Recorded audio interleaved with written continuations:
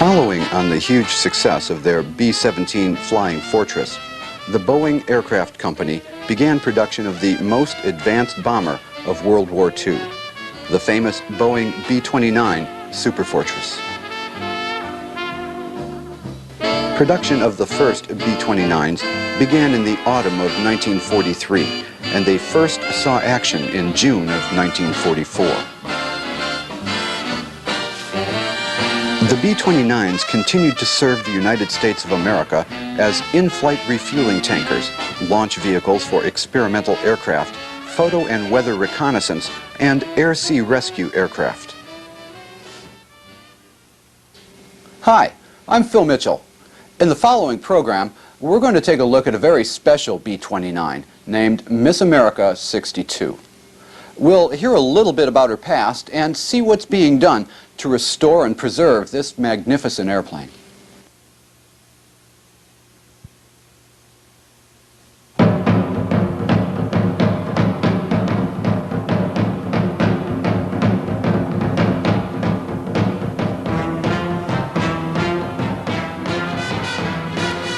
Miss America 62 was built in December of 1944 at the Glenn L. Martin Company's Nebraska assembly line. 1 month later, she was defending our country against the Japanese during World War II as part of the 6th Bomb Group, 24th Bomb Squadron. In fact, the pirate in a triangle that adorns the nose of Miss America 62 depicts the symbol of the 6th Bombardment Group.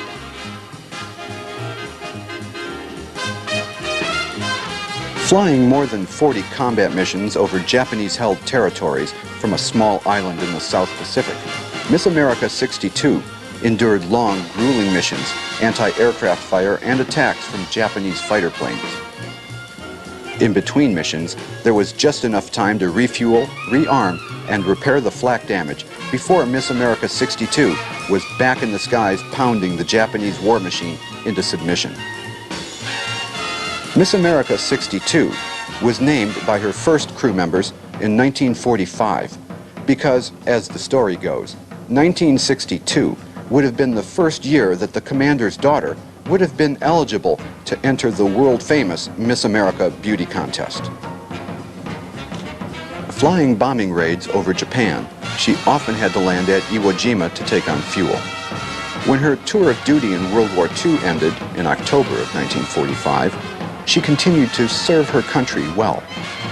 In 1950, she provided aerial bombardment support during the Korean conflict and later flew with the 373rd Weather Reconnaissance Squadron in Bermuda. After being used for combat crew training, she was sentenced to an almost certain death at a weapons testing facility in California.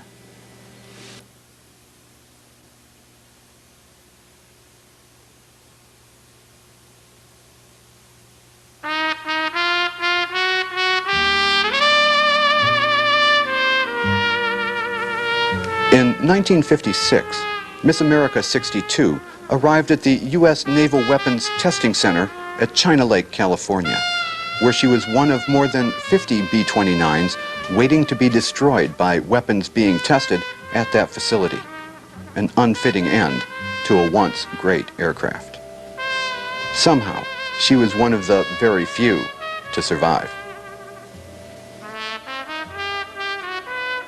After searching high and low for a B-29 which could be rescued and restored for display at their museum, the Travis Air Force Base Historical Society received permission in 1985 to take possession of one of the last remaining B-29s at China Lake, Miss America 62. Although badly damaged, vandalized, and stripped for parts, the museum staff chose Miss America 62 as the B-29 that they would faithfully restore and display at their Northern California Air Force Base Museum. She did have some things in her favor. Her vertical stabilizer and rudder, as well as 3 bomb bay doors, remained intact. She also had a few smaller parts that the other B-29s just did not have.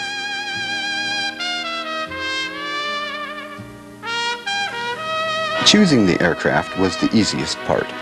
Next came the long and difficult task of recovering the aircraft from its resting place on the California desert. We're talking with George Corradi, who is the B-29 Restoration Crew Chief for the Travis Air Force Base Historical Society. George, could you tell us a little bit more about the recovery and restoration of Miss America 62? Sure, I'd love to, Phil.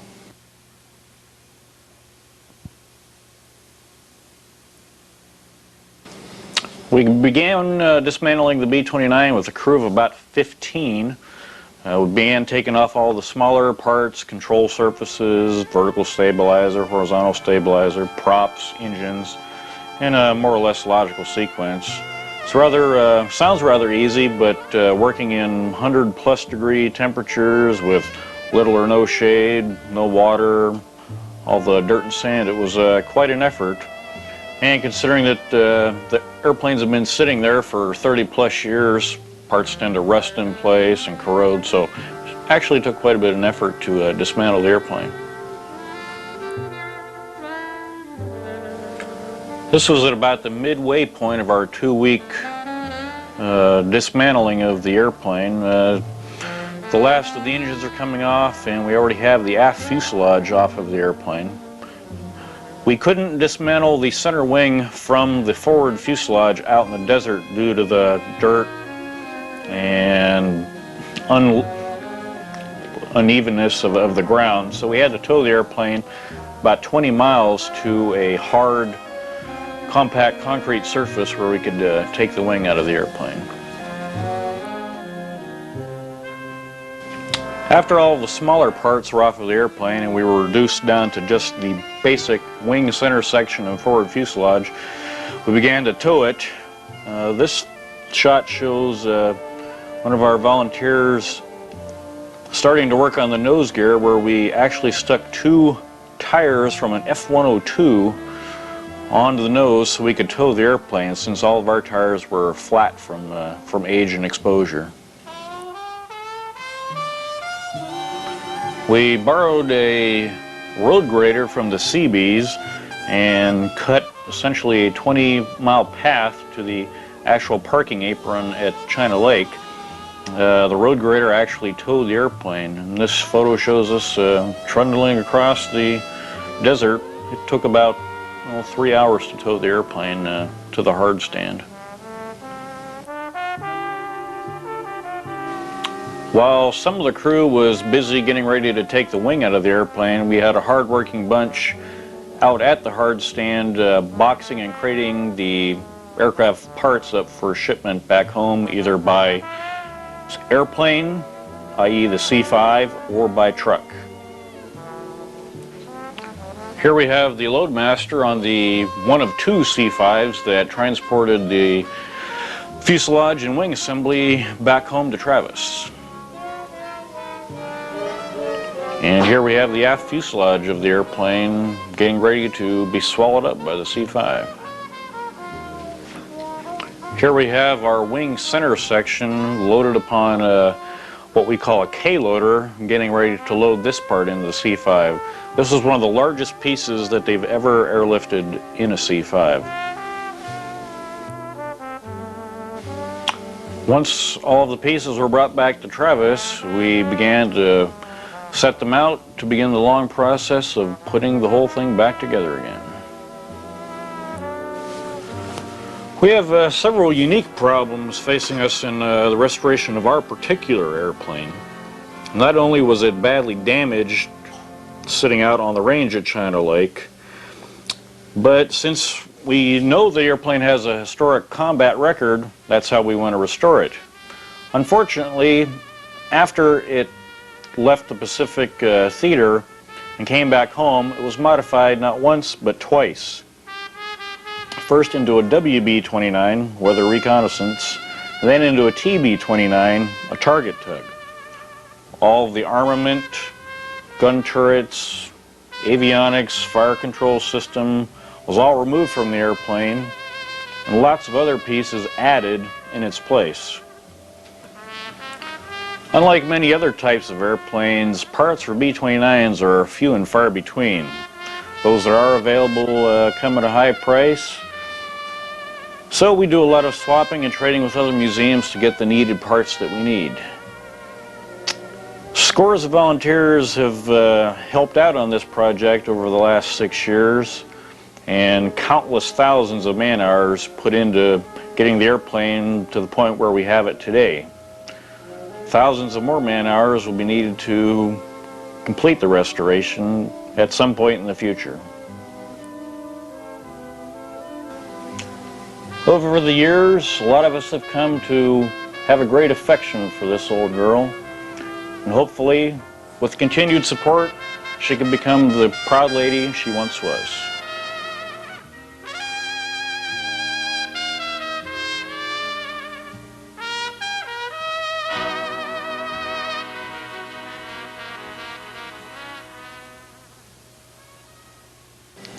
Once the restoration of Miss America 62 is completed, she'll take her rightful place among the other great aircraft on display in the outdoor portion of the Travis Air Force Base Museum. Located near Fairfield, California, the Travis Air Force Base Museum features both indoor and outdoor exhibits. As soon as visitors arrive, they are greeted by a wide assortment of aircraft from the various eras of America's colorful aviation history.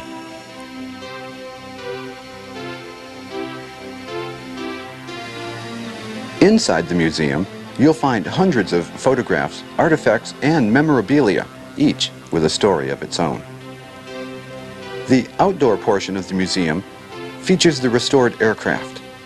There is no charge for visiting the museum, and the general public is encouraged to experience these aircraft up close and firsthand.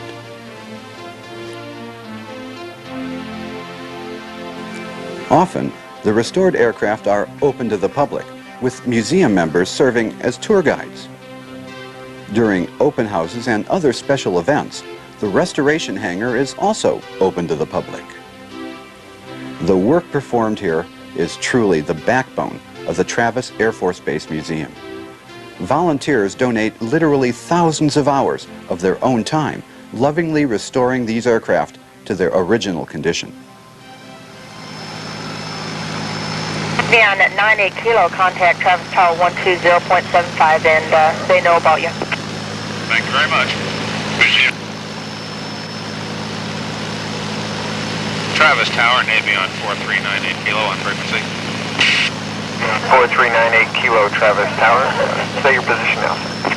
We're just east of the field. We're heading towards the north end of the field. We'd like to do our flyby starting at the north end, coming down over the museum. 989, correction 98 Kilo. Approved as requested. Travis altimeters 3001. Runway 21 left is in use, and negative traffic in the pattern at this time. 98 Kilo, thank you.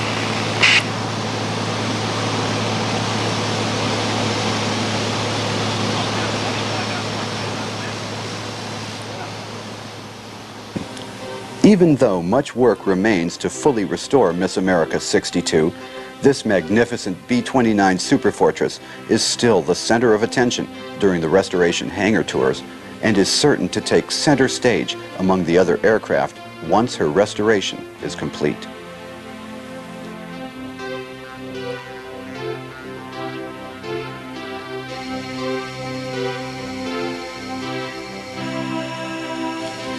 Through the efforts of nonprofit organizations such as the Travis Air Force Base Historical Society, we can assure that the men, women, and aircraft that so gallantly served our country will never be forgotten.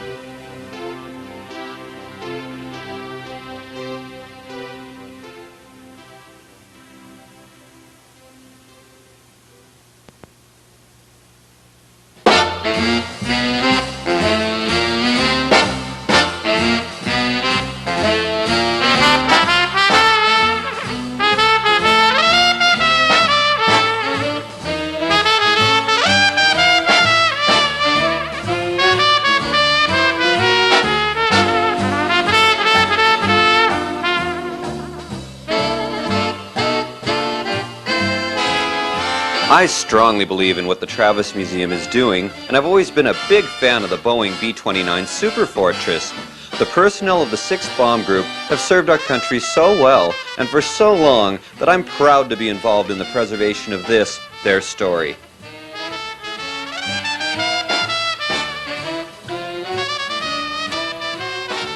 I think George and his restoration crew have done an outstanding job rebuilding this aircraft.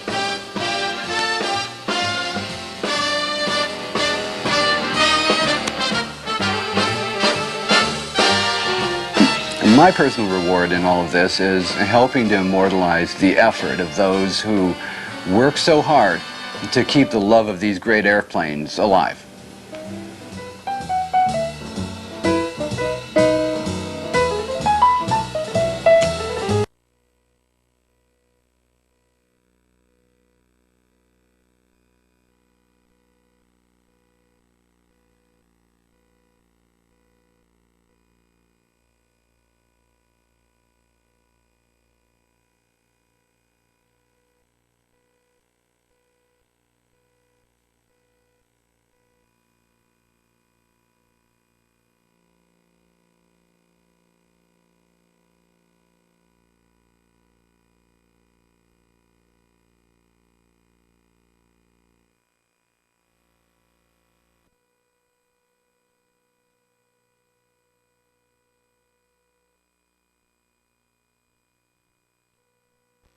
Never be forgotten.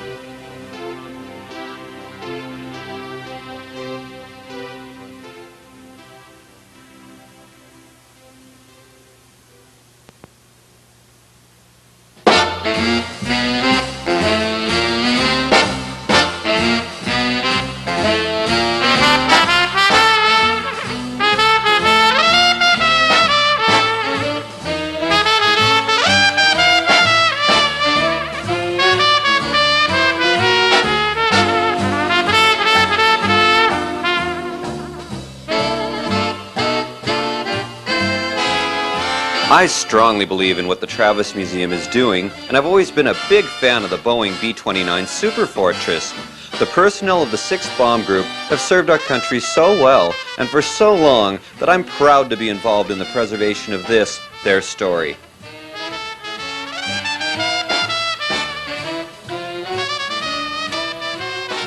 I think George and his restoration crew have done an outstanding job rebuilding this aircraft.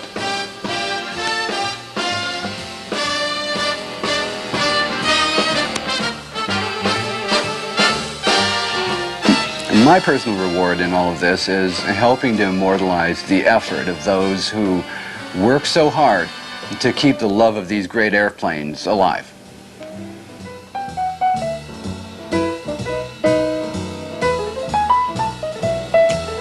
Over the years, a lot of us have come to have a great affection for this old girl. And hopefully, with continued support, she can become the proud lady she once was.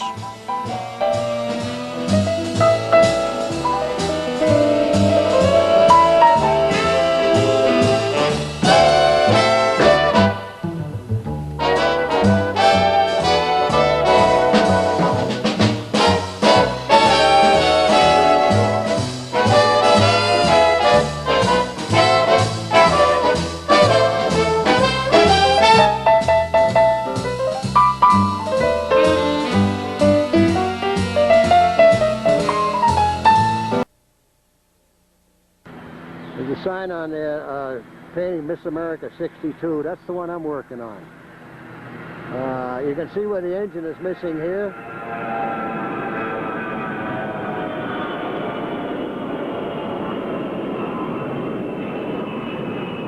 That's the one I took a shot of earlier. It's in the hangar. That's the one that's going to come out and be mounted on that area right there. I'll go inside the aft end of this 29 and get some pictures in there. I'll show you where I've been working. I want to get you a shot of the more of the front end of the thing. You can notice those 4 50 caliber machine guns on the top. Those are electrically controlled by the gunner. This is the aft end of the 29. There's a gunner's seat up there where the camera's pointing, a little window, and there's twin 50s there. And just going forward a little bit, you see another twin 50s on the bottom. Then I go up a bit, you see another twin 50s on the top. Now this thing I'm pointing at right here, that's a skid plate. I'll walk up and get a little closer shot of this thing. You notice it looks like it's on a hydraulic type ram. What this thing is for is if they take off too steep, rather than drag the tail of the airplane, that skid plate will hit the ground first. It's very heavily built. It's also used when they're coming in for a landing. This is more or less a head-on shot of our B-29, excuse me. In the background is a 141. They bring them in there for putting equipment in and so forth. You notice the 29 don't have any propellers on it, but they will all be installed once those engines are cleaned up and put back together. Right now I'm going in the 29 in the aft area and show you that. Hatch of the B-29. This is where we crawl in and out of the back end of the aircraft. I'm inside the aft section of the B-29, looking towards the rear gunner station. Now this in here, along with the rest of it, has to all be rebuilt.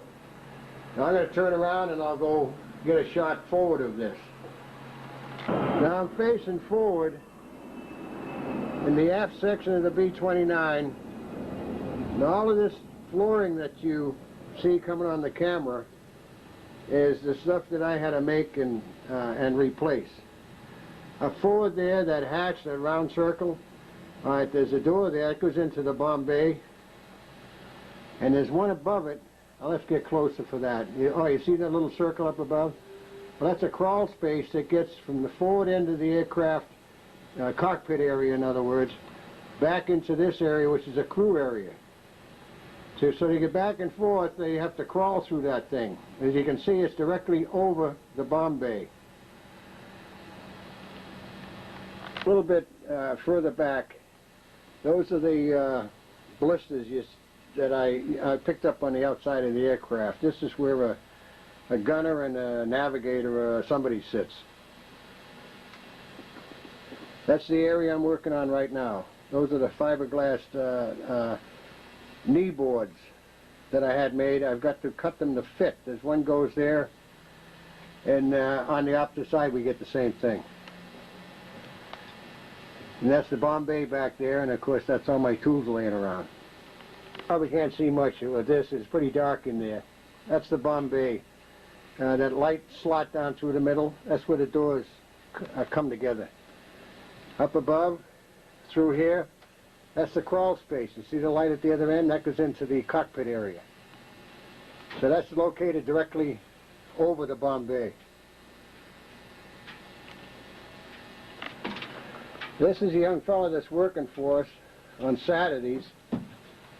And what his job now is he's removed, none of these floors are fastened down yet. They're all loose. What he's doing is taking this vacuum system and cleaning up under the floors. We've got to get this airplane clean from one end to the other. And Steve's doing a good job. He enjoys working in this B-29. This is some of the parts that have to be reconditioned. The backing on all these instruments is plywood. You can see where it's broken. Well, I've got to rebuild all of that stuff. And back over here, I'm shooting from inside the hangar. The B-29 is complete. For the next few days, we're going to take it up to the museum. I'm outside the hangar now. I wanted to get a picture of the nose art, Miss America 62. I just cammed back. Trip for this aircraft. From here it goes up to the museum.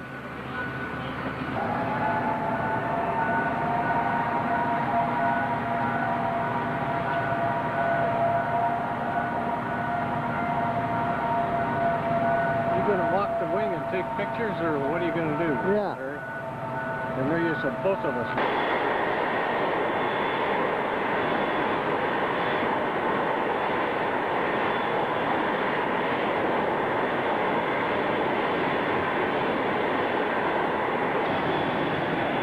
We're delayed right now, and this is the reason. There's one coming in, and I'm going to stand over here. There's a one setting right there, 141 with the engines running. That thing has to move before we can get through. Well, I'm standing out near the flight line. This is a C-130. I'm close to that. I'm going to swing around and pick up our B-29 coming down. You can see it out there in the distance. It's still on the road. You can probably pick up the wing walkers. We have to have people at the end of each wing to make sure that we don't come in contact with anything.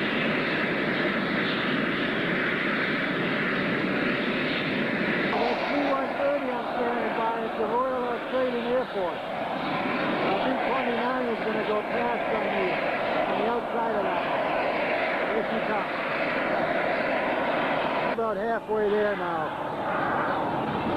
We just made a left-hand turn and coming down my way. We'll be going through a parking lot where a big telephone pole had to be removed for the 29 can get through.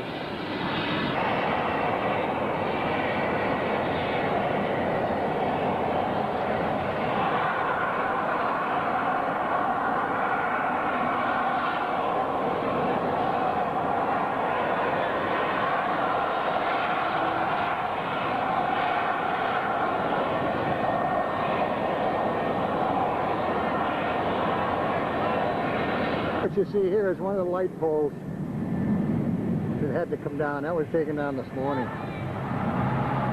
Otherwise, we couldn't get through here with the 29. We have to jockey it around a little bit in here, because that wing there is too close to those trailers. They had to back it up and turn it this way to get through. Well, we'll see what happens. Get over up the street. We crossed the sidewalk without breaking anything.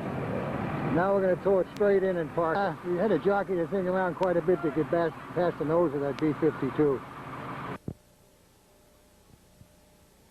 This is just before the ceremony will start.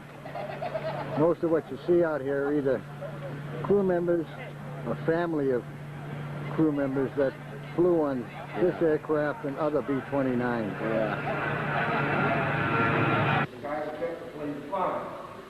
It is a truism to tell you that the lives of every man here depended on the lives of all of his buddies and vice versa. If there was any situation or any mission we went on where as a team we were not dependent upon each other and we either survived or we didn't survive together. But we could have done none of it without that. Amen. Amen.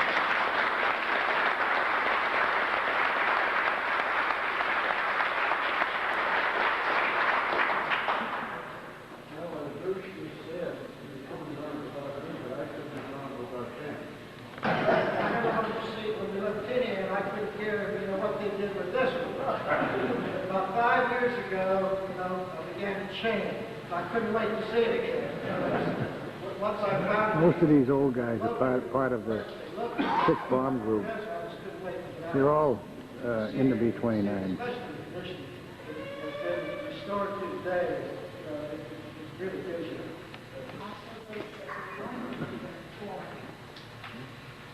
I love the name Full of Hope.